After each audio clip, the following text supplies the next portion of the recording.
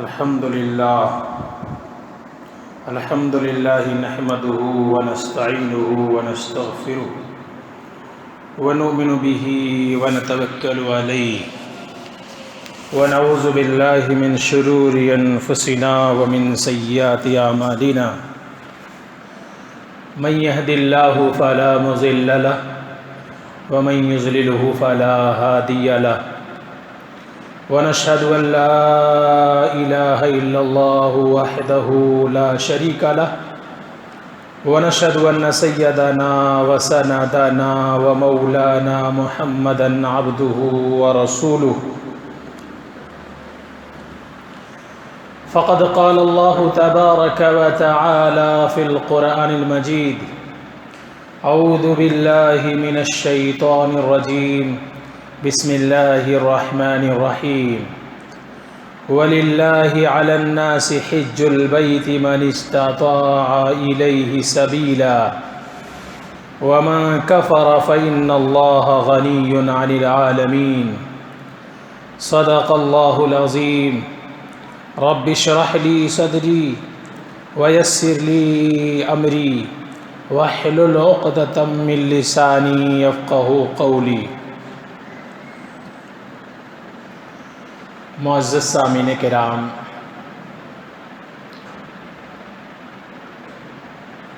خطبے کے درمیان جو آیت پاک میں نے تلاوت کی ہے اس کا ترجمہ یہ ہے، اور اللہ کے لیے لوگوں میں سے ان لوگوں پر جو حج کی استطاعت رکھتے ہیں حج بیت اللہ کے لیے جانا فرض ہے، اور جو کوئی اس سے پہلو تہی کرے، اس کا انکار کرے، فَإِنَّ اللَّهَ غَنِيٌّ عَنِ الْعَالَمِينَ، تو بے شک اللہ تعالیٰ دونوں جہان سے بے پرواہ ہے۔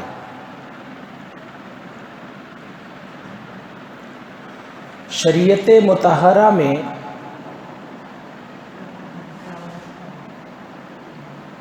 جتنے احکامات ہیں، بہت سارے احکامات ایسے ہیں جو ہماری عقل اور فہم کے بالکل خلاف ہیں۔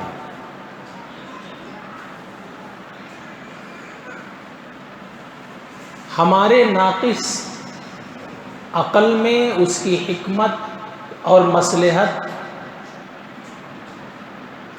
نہیں آتی، لیکن اللہ کا حکم ہے، سمجھ میں آئے نہ آئے ہمیں اس کو بجا لانا ہے، اس حکم پر ہمیں چلنا ہے۔ تو شریعت میں ایسے بہت سارے احکامات ہیں جو عقل کے بالکل خلاف ہیں، جیسے وضو جب ٹوٹتا ہے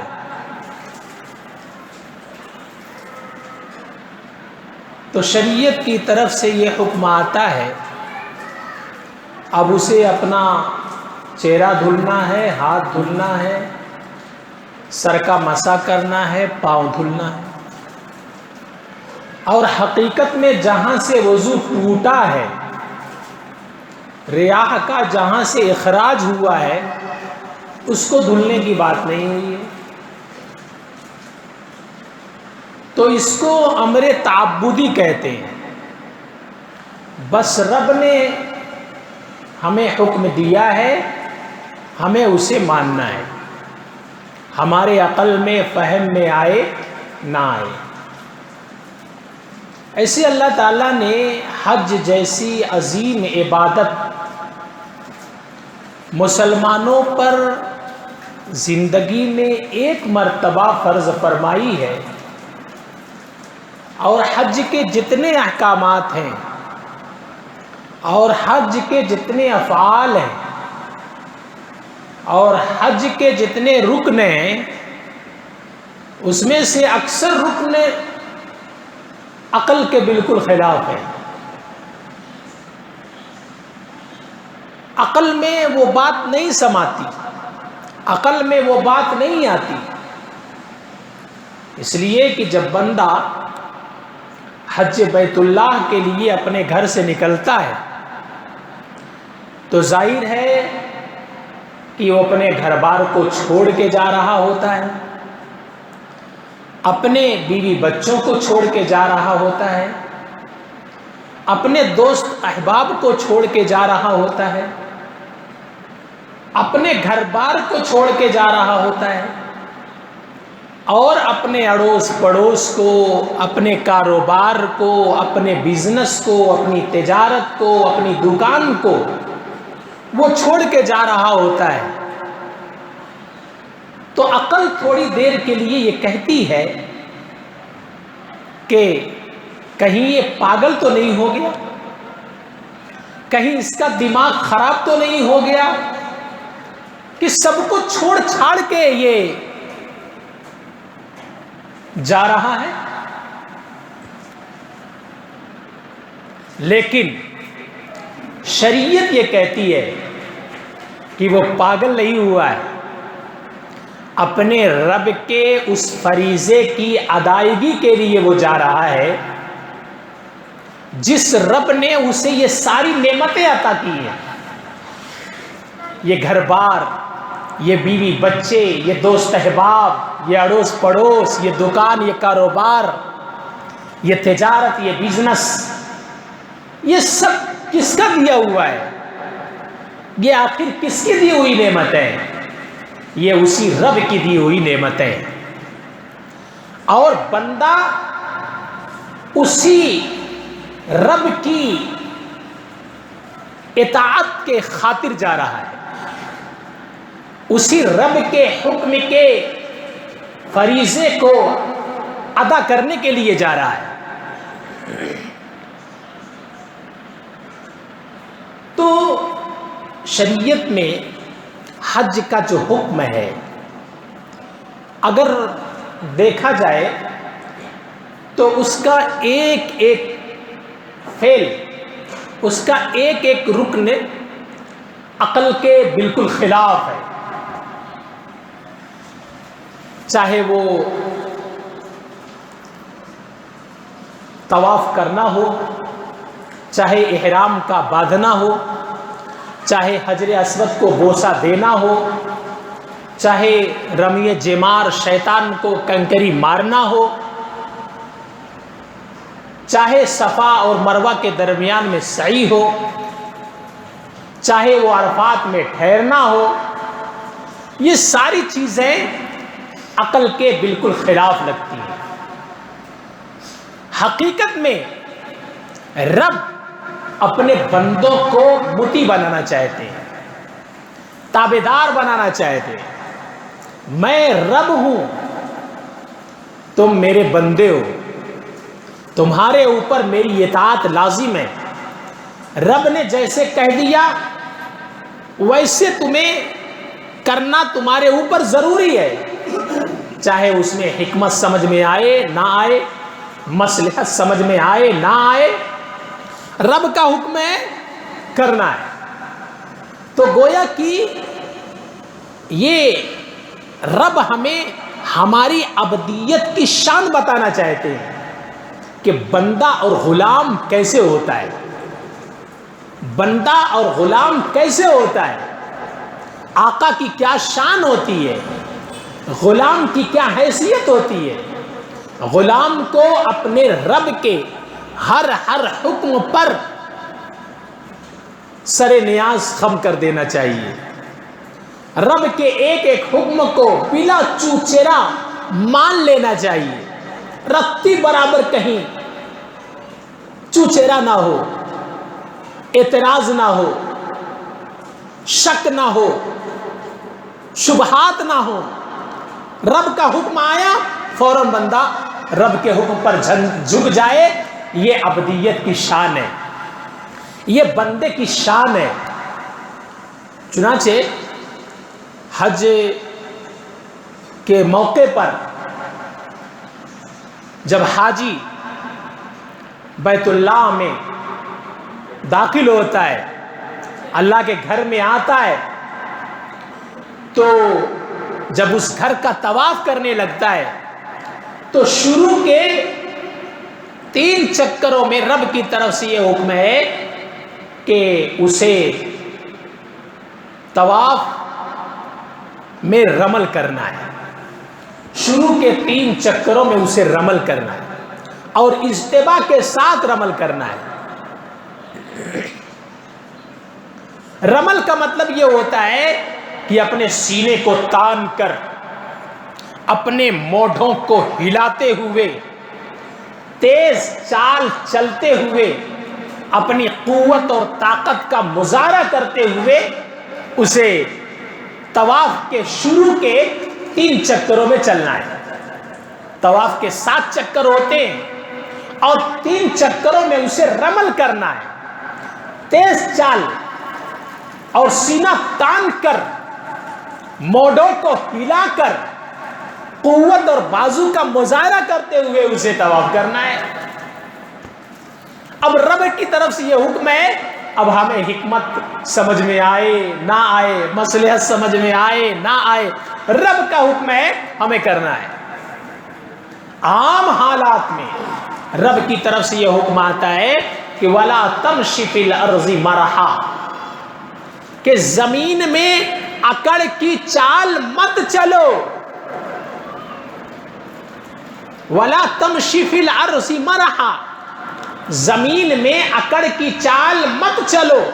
اِنَّكَ لَن تَخْرِقَ الْأَرْضَ وَلَن تَبْلُغَ الْجِبَالَ طُولًا، اس لیے کہ نہ تم اپنی اکڑ کی چال سے زمین کو پھاڑ سکتے ہو اور نہ پہاڑ کی بلندی اور اونچائی کو پہنچ سکتے ہو. تو پھر اکڑ کیوں کرتے ہو؟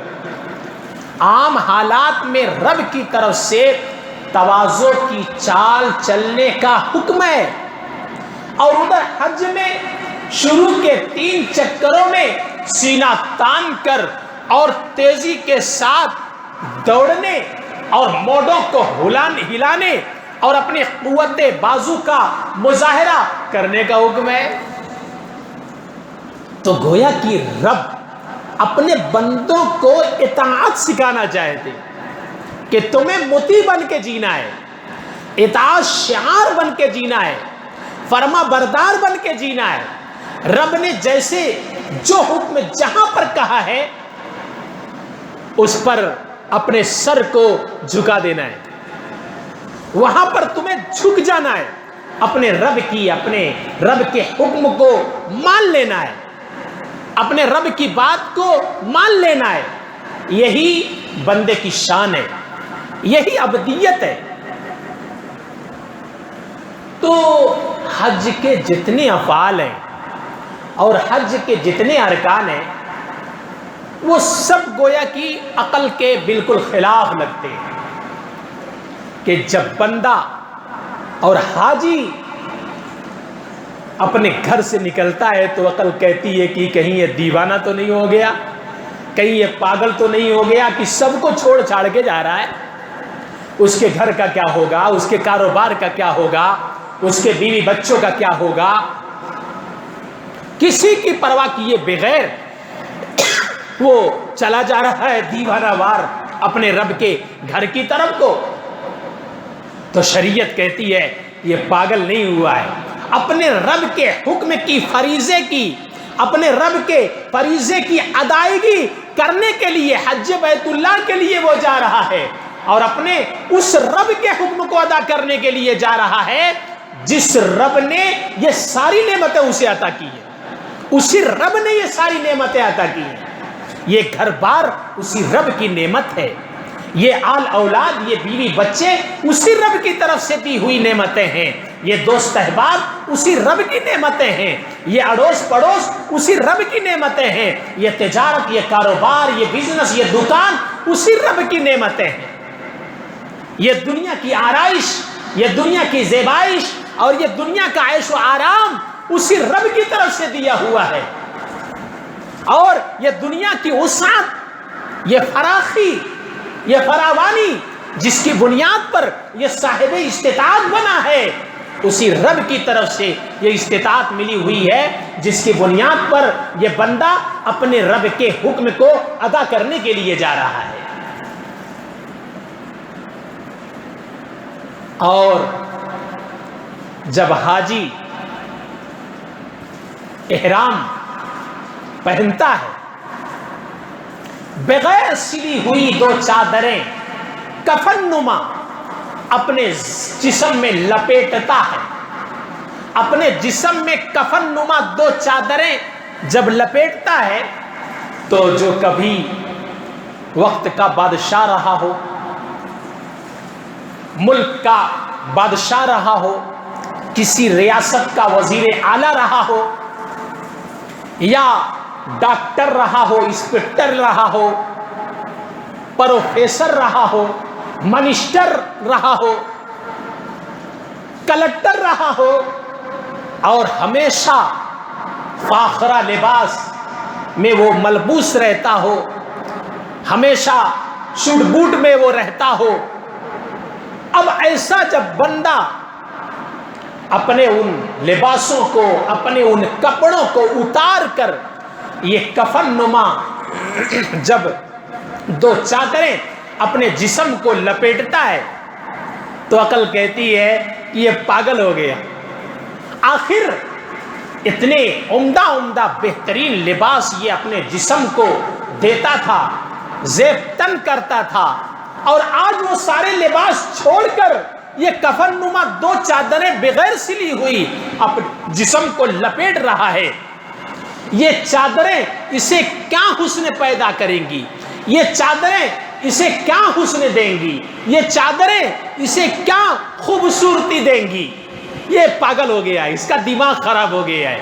لیکن شریعت کہتی ہے اس کا دماغ خراب نہیں ہوا ہے، یہ پاگل نہیں ہوا ہے، یہ تو اپنے رب کے اس دربار میں جا رہا ہے، اپنے رب کے اس عالی دربار میں جا رہا ہے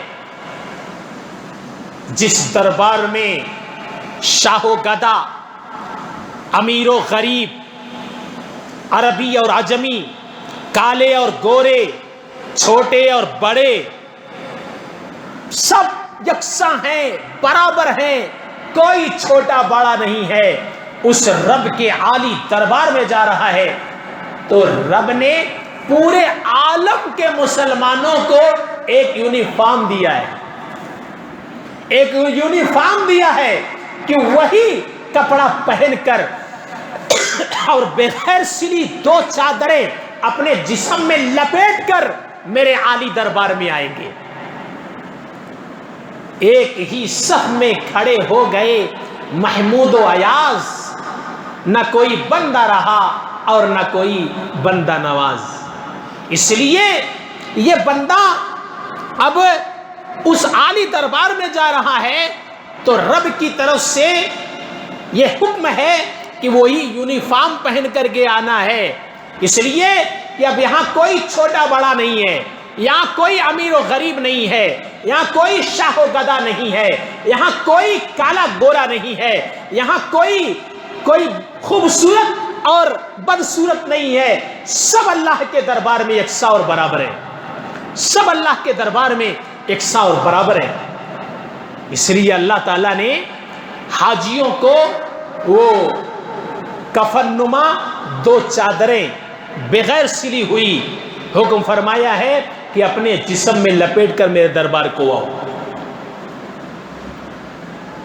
اور جب بندہ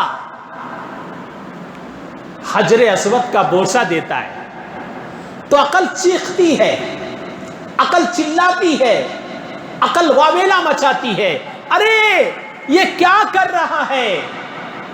اگر تو حجر اسود کو بوسہ دے رہا ہے تو ایک بت پرست میں اور ایک خدا پرست میں فرق کہاں رہا؟ فرق کہاں رہا؟ اگر تو حجر اسود کو جو ایک پتھر ہے اسے تو بوسہ دے رہا ہے تو پھر تجھ میں اور ایک بت پرست میں فرق کہاں رہا؟ تو شریعت کہتی ہے یہ پاگل نہیں ہوا ہے، اس کا دماغ ٹھکانے ہے، اس کا دماغ خراب نہیں ہوا ہے، اس کا دماغ خراب نہیں ہوا ہے، حقیقت میں وہ ایک پتھر ہے، لیکن اتباع سنت کی نیت سے وہ اس کا بوسہ دے رہا ہے۔ چونکہ اس کے نبی نے اس پتھر کو بوسہ دیا ہے، رب کے حکم سے دیا ہے، اس لیے اس امتی کا اس پتھر کو بوسہ دینا باعث ثواب ہے۔ اتباع سنت کی بنیاد پر وہ بوسہ دینا اسے باعث ثواب ہے، ثواب کا باعث ہے۔ تو اس کا دماغ خراب نہیں ہوا ہے۔ حضرت عمر فاروق رضی اللہ تعالیٰ عنہ ایک مرتبہ جب حج فرما رہے تھے اور حجر اسود کے محاذات میں جب آئے، بوسہ دینے کا اتفاق ہوا تو یکایک آپ نے للکارا، آواز دی، سارا مجمع ٹھہر گیا اور حجر اسود کو مخاطب کر کے آپ نے فرمایا، یا حجر الاسود انی عالم لا تنفع ولا تضر لیکن رأیت رسول اللہ صلی اللہ علیہ وسلم قبلک فاقبلک۔ حضرت عمر فاروق رضی اللہ تعالی عنہ نے حجر اسود کو مخاطب کر کے فرمایا، بے شک میں تجھے جانتا ہوں کہ تو ایک پتھر ہے، میں تجھے جانتا ہوں کہ تو ایک پتھر ہے، لا تنفع ولا تضر، نہ تو مجھے نفع پہنچا سکتا ہے اور نہ نقصان پہنچا سکتا ہے، لیکن پھر بھی میں تجھے بوسہ اس لیے دے رہا ہوں چونکہ میرے نبی نے تجھے بوسہ دیا، تو میں اتباع سنت کی نیت سے میں بھی تجھے بوسہ دے رہا ہوں۔ لیکن رأیت رسول اللہ صلی اللہ علیہ وسلم، لیکن میں نے دیکھا رسول اللہ صلی اللہ علیہ وسلم کو قبلک، تجھے بوسہ دے رہے تھے، فاقبلک، تو میں بھی تجھے بوسہ دے رہا ہوں، ورنہ میں تجھے نفع اور ضرر کا مالک نہیں سمجھتا، میں تیری پوجا نہیں کر رہا ہوں، میں تیری پرستش نہیں کر رہا ہوں، میں تجھے نفع اور نقصان کا مالک نہیں سمجھ رہا ہوں، بس اتباع سنت کی نیت سے میں تجھے بوسہ دے رہا ہوں۔ جانتا ہوں میں تجھے، تو ایک پتھر ہے اور تو تیری کوئی شان نہیں ہے۔ تو حج کے جتنے احکام ہیں اور حج کے جتنے افعال ہیں، اگر دیکھا جائے تو ایک ایک فعل، ایک ایک رکن ایسا ہے کہ عقل کے بالکل خلاف ہے، لیکن شریعت کی طرف سے حکم ہے ایسا کرنے کا، تو بندہ اسے کرتا ہے۔ حج یہ شریعت اسلام میں بہت عظیم فریضہ ہے، اور اس کے بارے میں حدیث پاک میں بیان کیا گیا ہے۔ اللہ کے نبی صلی اللہ علیہ وسلم نے فرمایا ہے کہ یہ حج مومن پر زندگی میں ایک ہی بار فرض ہے، اور جتنی بار بندہ جائے گا وہ حج فرض نہیں قرار دیا جائے گا، حج نفل ہوگا، ثواب ملے گا۔ ایک مرتبہ حج ادا کرنے کے بعد پوری زندگی بندہ نہ جائے تو گنہگار نہیں ہوگا۔ اس لیے اللہ کے بندوں کو یہ چاہیے، جن کو اللہ تعالیٰ نے وسعت دی ہے، صاحب استطاعت بنایا ہے، اور اپنے اس فریضے کی زندگی میں ایک بار ادائیگی کر لیے ہیں، اب دوبارہ اگر وہ جانا چاہتے ہیں تو کم سے کم دوبارہ نفل حج ادا کرنے سے پہلے اپنی نگاہ ذرا اڑوس پڑوس پر دوڑا لے، اپنی نگاہ اپنے اعزاء اقربا رشتہ داروں میں، دوست احباب میں دوڑا لے، اپنی نگاہ اپنے علاقے میں، اپنے بستی میں، اپنے قریے میں ذرا دوڑا لیں کہ کہیں کوئی میرا رشتہ دار میرے تعاون کا مستحق تو نہیں ہے؟ کہیں کسی گھر میں کوئی مریض تو نہیں ہے جس کے علاج و معالجے کی ضرورت ہے اور اس کا صحیح سے علاج نہیں ہو پا رہا ہے؟ کیا کسی گھر میں ایسے بچے تو نہیں ہیں جن کے ماں باپ انہیں پڑھانے کی وسعت نہیں رکھتے اور انہیں پڑھانا ہے، انہیں تعلیم دینا ہے، لیکن ان کے پاس اسباب نہیں ہیں، ان کے پاس پیسے نہیں ہیں؟ کیا میرے اڑوس پڑوس میں کہیں کوئی ایسے ماں باپ تو نہیں اور ان کے کوئی ایسے بچے تو نہیں جن کے پاس کپڑے لتوں کا انتظام نہیں ہے؟ کیا میرے قریے میں، میرے بستی میں، میرے علاقے میں کچھ ایسے افراد تو نہیں جن کے پاس سر چھپانے کے لیے گھر نہیں ہے؟ گھر نہیں ہے، سر چھپانے کے لیے اپنے آپ کو ایک سائبان میں رکھنے کے لیے گھر نہیں ہے؟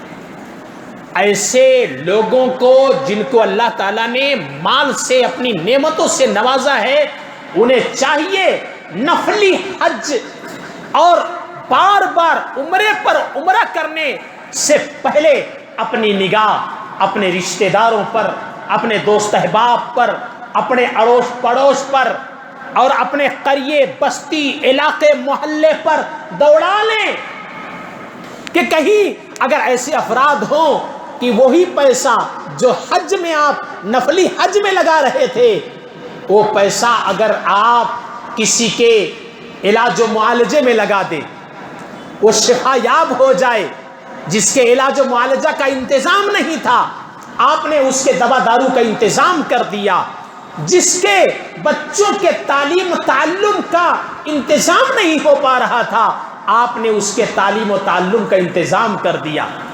گھر میں بہت ساری بچیاں ہیں، کسی کے شادی بیچارہ نہیں کر پا رہا ہے، عمر نکلتی جا رہی ہے، ڈھلتی جا رہی ہے، آپ نے دیکھا کہ ایسے بچیوں کی شادی کا انتظام کرنا ہے، آپ نے اپنے حج، نفلی حج کو ملتوی کر دیا، آپ نے اپنے عمرے کی ادائیگی کو ملتوی کر دیا اور ان بچیوں کی شادی کرا دی۔ یہ چیز اللہ کے یہاں آپ کے لیے بہت زیادہ اعزاز کا، اکرام کا باعث بنے گی اور اللہ کے یہاں بلندی درجات کا باعث بنے گی، بلندی درجات کا باعث بنے گی۔ اس لیے یہ ساری چیزیں اپنے ذہن و دماغ میں ایسے بندوں کو رکھنی چاہیے جو حج پر حج کرتے ہیں، جو عمرے پر عمرہ کرتے ہیں، کہ اڑوس پڑوس پر اپنی نگاہیں دوڑا لی جائے۔ کبھی ایسا ہوتا ہے کہ وہ پروردگار حج کرنے والوں کو اتنا عطا نہیں کرتا جتنا کہ رب ان بندوں کو عطا کر دیتا ہے جو ایسی خلوص نیت کے ساتھ کسی ایسی بچیوں کی شادی کرا دیتے ہیں یا کسی ایسے بچوں کے تعلیم و تعلم کا انتظام کر دیتے ہیں یا کسی ایسے شخص کے لیے رہنے کے لیے گھر کا انتظام کر دیتے ہیں یا کسی ایسے بیمار کے دوا، علاج و معالجہ کا انتظام کر دیتے ہیں۔ رب ان حج اور عمرہ کرنے والوں سے کہیں زیادہ انہیں نواز دیتے ہیں اپنی رحمتوں سے۔ اسی لیے فارسی کے ایک شاعر نے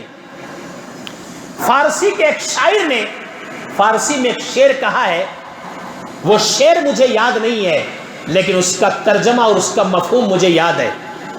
اس کا مفہوم یہ ہے کہ کعبۃ اللہ، اللہ کا گھر کعبۃ اللہ، خلیل، حضرت خلیل کی تعمیر کردہ ایک عمارت ہے۔ کعبۃ اللہ حضرت ابراہیم خلیل اللہ کی تعمیر کردہ ایک عمارت ہے، اور مومن کا دل، انسان کا دل، مومن نے انسان کا دل عرش الہی ہے۔ مومن کا دل نہیں، انسان کا دل عرش الہی ہے، اور دلوں کو خوش کر لو یہی حج اکبر ہے۔ دلوں کو خوش کر لو یہی حج اکبر ہے۔ فارسی کا شعر ہے، اس کا یہ مفہوم ہے، اس کا یہ ترجمہ ہے کہ کعبۃ اللہ حضرت ابراہیم خلیل اللہ کی تعمیر کردہ ایک عمارت ہے، ایک بلڈنگ ہے، اور انسان کا دل عرش الہی ہے. دلوں کو خوش کر لو، یہی حج اکبر ہے. اس لیے حج پر حج کرنے کے بجائے، عمرے پر عمرہ کرنے کے بجائے، اگر آپ اڑوس پڑوس میں اپنے رشتہ داروں میں اگر اس طریقے سے نگاہ دوڑا لیں، اور جو مستحق ہو وہ پیسہ اگر اس کے حاجت میں، اس کے ضرورت میں آپ خرچ کر دیں گے، تو اللہ ان حاجیوں اور ان عمار سے کہیں زیادہ آپ کو نواز سکتے ہیں. آج یہ ساری چیزیں دیکھنے کی ہیں، آج یہ ساری چیزیں دیکھنے کی ہیں. بہت سارے بیچارے ایسے مفلس ہیں، گھروں میں ان کے بوڑھے ماں باپ دوا کے لیے ترس رہے ہیں، لیکن علاج معالجہ کا پیسہ نہیں ہے. کتنے بوڑھے ماں باپ ہیں، ان کی جوان بیٹیاں ہیں، سر پہ بہت بڑا بوجھ ہے وہ، لیکن اپنے بچیوں کے شادی بیاہ کا وہ انتظام نہیں کر پا رہے. اور کتنے ماں باپ ہیں، بچے ہیں، لیکن ان کے تعلیم و تعلم کا وہ انتظام نہیں کر پا رہے. اور کتنے ایسے فقیر اور غریب لوگ ہیں جو اپنی زندگیاں فٹ پاتھوں پر گزار رہے ہیں. ان کے پاس رہنے کے لیے سائبان نہیں ہے، ان کے پاس رہنے کے لیے گھر نہیں ہے. جب بارش کا موسم آتا ہے، دیکھو کتنے لوگ زیادہ کثرت سے بارش ہونے کی بنیاد پر، موسلا دھار بارش کی بنیاد پر کتنے لوگ لقمہ اجل بن جاتے ہیں، کتنے لوگ موت کے گھاٹ اتر جاتے ہیں، کتنے لوگ پانی میں بہہ جاتے ہیں. ابھی جو موسلا دھار بارش ہوئی ہے، آپ کے کرناٹک سے رپورٹ ہے 65 افراد کی موت ہو چکی ہے. 65 افراد کی موت ہو چکی ہے. ایسے کتنے اللہ کے بندے ہیں جن کے بوسیدہ مکانات ہوتے ہیں، پرانی دیواریں ہوتی ہیں، جب کثرت سے بارش ہوتی ہے تو وہ دیواریں کبھی ڈھہ جاتی ہیں، گر جاتی ہیں. کتنے لوگ ویسے دیواروں کے نیچے دب کر مر جاتے ہیں. ایک انسان کے جان کی کتنی عظمت ہے، ایک انسان کے جان کی کتنی قیمت ہے. اگر انسان کے جان کے تحفظ کے لیے کوئی وہ حج عمرے کا پیسہ لگا دے، اللہ کے یہاں مزید اعزاز اور اکرام کا مستحق ہوگا. آپ کو ایک واقعہ بیان کر کے اپنی بات ختم کرتا ہوں. حضرت عبداللہ ابن مبارک رحمت اللہ علیہ بہت بڑے محدث گزرے ہیں. وہ اپنا واقعہ خود بیان فرماتے ہیں کہ میں اپنے خادم کے ساتھ حج بیت اللہ کے لیے نکلا. حج بیت اللہ کے لیے نکلا. ایک علاقے سے میرا گزر ہو رہا تھا، تو علاقے کے ایک کوڑے دان سے میں گزر رہا تھا، تو میں نے دیکھا ایک کمسن سی بچی ہے، کوڑے دان پر کچھ تلاش کر رہی ہے. میں اس کے قریب جو ہی گیا تو اس بچی نے فوراً اپنا ہاتھ اپنے تہبند میں چھپا لیا، اپنا ہاتھ اپنے تہبند میں چھپا لیا، اور زار و قطار وہ بچی رونے لگی. حضرت عبداللہ ابن مبارک رحمت اللہ علیہ فرماتے ہیں میں نے اس بچی سے پوچھا بیٹی کیا ماجرا ہے، کیا حال ہے؟ تو بچی روتے روتے سسک سے یہ کہنے لگی کہ چچا جان بات یہ ہے کہ ڈاکوؤں نے میرے ماں باپ کو قتل کر دیا، میرے گھر کے ساز و سامان اسباب کو، مال و زر کو لوٹ لیا، اور میرے گھر میں ایک چھوٹا سا معصوم بچہ ہے، ہمارے پاس کھانے پینے کے لیے کچھ بھی نہیں ہے. وہ چھوٹا معصوم بچہ گھر میں تڑپ رہا ہے، بلک رہا ہے اور دم توڑنے کے قریب ہے. میں باہر نکلی ہوئی کوڑے دان پر دیکھ رہی ہوں ایک مری ہوئی چڑیا پڑی ہوئی ہے، اسے میں نے اٹھا لیا ہے، یہ اس نیت سے گھر میں جاؤں گی، اسے بھونوں گی اور بھون کر اپنے چھوٹے معصوم بچے کو کھلاؤں گی، اس کے جان میں جان آ جائے گی. حضرت عبداللہ ابن مبارک رحمت اللہ علیہ بچی کی اس بات کو سن کر آپ دیدہ ہو گئے. اپنے حج کے ارادے کو آپ نے ملتوی کر دیا، حج کے ارادے کو آپ نے بدل دیا. خادم سے کہا کہ ہمارے پاس کتنی اشرفیاں ہیں؟ خادم نے کہا 1000 اشرفیاں ہیں. اور کہا خادم سے ہمیں یہاں سے اپنے گھر واپس جانے کے لیے کتنی اشرفیوں کی ضرورت ہے؟ تو خادم نے کہا 10 اشرفیاں کافی ہیں. تو خادم سے آپ نے 10 اشرفیاں مانگ لی، اپنے پاس مانگ لی. 10 اشرفیاں کہا خادم سے وہ اپنے پاس رکھ لو اور باقی اشرفیاں میرے حوالے کر دو. خادم کو ساتھ میں لیے، بچی کو ساتھ میں لیے، اس بچی کے گھر کو آئے اور علاقے محلے میں کچھ 2-3 معتبر افراد کو آپ نے جمع کیا. جمع کر کے بچی کا حال بتایا، اور یہ جو حج کے پیسے تھے وہ پیسے ان آدمیوں کے معتبر آدمیوں کے حوالے کر کے یہ کہا کہ آج سے یہ پیسے ان بچیوں کے پرورش پرداخت پر خرچ ہوں گے، تعلیم و تعلم پر خرچ کرو، اور میں واپس یہاں سے اپنے گھر جا رہا ہوں۔ یہ پیسہ واپس کر کے ان بچیوں کے حوالے کر کے، بچیوں کے ان سرپرستوں ذمہ داروں کو قابل اعتبار ان لوگوں کے حوالے کر کے حج کا ارادہ ملتوی کر کے حضرت عبداللہ ابن مبارک رحمۃ اللہ علیہ گھر واپس آ گئے، اور لوگ حجاج کرام حج بیت اللہ کے لیے چلے گئے، اور وہاں سے جب حج کا موسم ختم ہوا، حج مکمل ہو گیا، تو حجاج کرام جب واپس آئے تو آ کر کے لوگ بیان کر رہے ہیں کہ حضرت ہم نے آپ کو بیت اللہ کا طواف کرتے ہوئے دیکھا، کوئی آ کے کہہ رہا حضرت ہم نے آپ کو صفا مروہ کے درمیان میں سعی کرتے ہوئے دیکھا، کوئی کہتا حضرت ہم نے آپ کو رمی جمرات یعنی شیطان کو کنکریاں مارتے ہوئے دیکھا، کوئی آ کے کہتا حضرت ہم نے آپ کو عرفات کے میدان میں دیکھا، کوئی کہتا حضرت ہم نے آپ کو مزدلفہ میں دیکھا، کوئی کہتا حضرت ہم نے آپ کو مینا میں قربانی کرتے ہوئے دیکھا۔ یہ کیا تھا؟ رب کو حضرت عبداللہ ابن مبارک رحمت اللہ علیہ کی ادا اتنی پسند آئی کہ رب نے حج کا ارادہ انہوں نے ملتوی کر کے گھر میں اپنے آپ کو روک لیا اور اتنا بھاری نیکی کا کام کر دیا۔ رب کو یہ ادا اتنی پسند آئی کہ آپ کے طواف کی ادائیگی کے لیے، صفا مروہ میں سعی کرنے کے لیے، رمی جمرات کرنے کے لیے، اور مقام ابراہیم میں نماز پڑھنے کے لیے، عرفات میں وقوف عرفہ کرنے کے لیے، اور قربانی مینا میں کرنے کے لیے اللہ نے آسمان سے فرشتوں کو حضرت عبداللہ ابن مبارک کی شکل میں اتار دیا۔ تو یہ کوئی چھوٹا عمل نہیں ہے مسلمانوں۔ اگر اللہ نے آپ کو مال دیا ہے، آپ نے اپنی زندگی کا ایک فریضہ جو زندگی میں ایک ہی بار فرض ہے حج بیت اللہ کے لیے جانا، وہ ادا کر لیا۔ اس کے بعد اگر آپ نے جانا ہے، آپ کو جانا ہے، اور آپ نے اس طریقے سے محلے میں کسی کو مستحق سمجھ کر وہ پیسہ اس کے حوالے کر دیا، اس کی ضرورت پوری ہو گئی، تو رب تعالیٰ آپ کو ان حاجیوں، ان عمار سے کہیں زیادہ اللہ تعالیٰ نواز سکتے ہیں۔ اس لیے یہ ساری باتیں اپنے ذہن و دماغ میں رکھ کر حج اور عمرہ کرنا ہے، حج اور عمرہ کرنا ہے۔ اللہ تعالیٰ جو حجاج کرام حج بیت اللہ کے لیے جا رہے ہیں، اللہ تعالیٰ سارے حجاج کرام کے سفروں کو آسان فرمائے۔